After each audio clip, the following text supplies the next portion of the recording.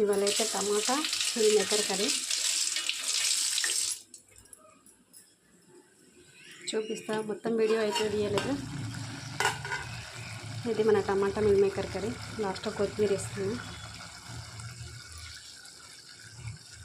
Long videos నేను 2-3 రోజులు తీయట్లేదు, ఎందుకంటే నాకు కొంచెం బ్లౌజ్ స్టిచ్చింగ్ అది చేసుకుంటా అని చెప్పేసి బ్లౌజులు అట్లనే ఉండిపోతున్నాయి, స్టిచ్చింగ్ చేసుకోవట్లేదు, అట్లనే ఉంటున్నాయి వీడియోస్ చేయబట్టి.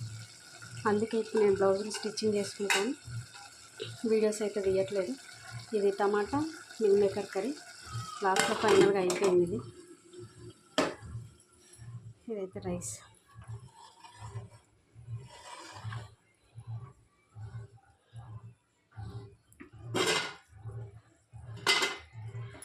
ఇంకొకసారి నేను ఫ్రీగా ఉన్నప్పుడు చేస్తాను కదా వీడియో, అప్పుడు నేను టమాటా మిల్ మేకర్ కర్రీ అయితే చేసి చూపిస్తాను.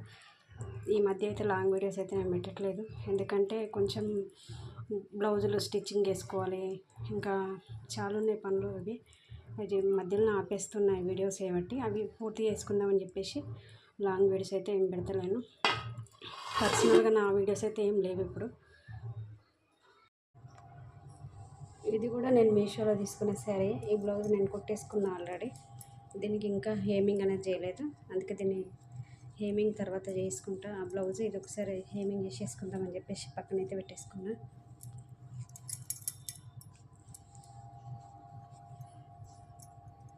బ్లౌజ్ స్టిచ్చింగ్ వీడియోస్ కావాలంటే ఒకసారి కామెంట్ చేస్తే ఆ వీడియోస్ కూడా పెడతాను. అంటే మనకు వచ్చినంతలో ఇప్పుడిప్పుడు కొత్తగా నేర్చుకున్న వాళ్ళకి ఎవరికైతే కావాలో నా వీడియోస్ అయితే పెడతాను. మనకు స్టాండ్ లేదు కదా అని చెప్పేసి ఆగిపోతున్నాను, కానీ లేకపోతే వీడియోస్ అవి కూడా పెట్టేదాన్ని. చేతిలో పట్టుకొని కష్టమవుతుంది కాబట్టి పెట్టట్లేదు. ఇంకా దీన్ని హేమింగ్ చేయాలి. హేమింగ్ చేసిన తర్వాత ఈ కుట్టని విప్పేసేయాలి, అప్పుడు మనకు నీట్గా కనిపిస్తుంది బ్లౌజ్. ఇదైతే కట్ చేసుకోవాలి. ఇప్పుడు ఇట్లా మిగిలిపోయిన బట్టలు ఉంటాయి కదా, ఇవైతే నేను స్టోర్ చేసి పెట్టుకుంటా. అంటే మళ్ళీ దేనికైనా హేమింగ్ చేసుకోవడానికి ఇవి గల్ల పట్టీలు ఇవి ఉంటాయి కదా, ఇవన్నీ ఒక కవర్లో వేసి పెట్టేసుకుంటాం. మళ్ళీ అట్లాంటి కలరే నేను కుట్టుకున్నప్పుడు నాకు క్లాత్ గిట్లా తక్కువ అనిపిస్తే అది నేను మళ్ళీ యూజ్ చేసుకుంటా. ఆ క్లాత్ని బాగా క్లాత్ మిగులుతుంది. ఇంత పెద్ద క్లాత్ అయితే మిగులుతుంది.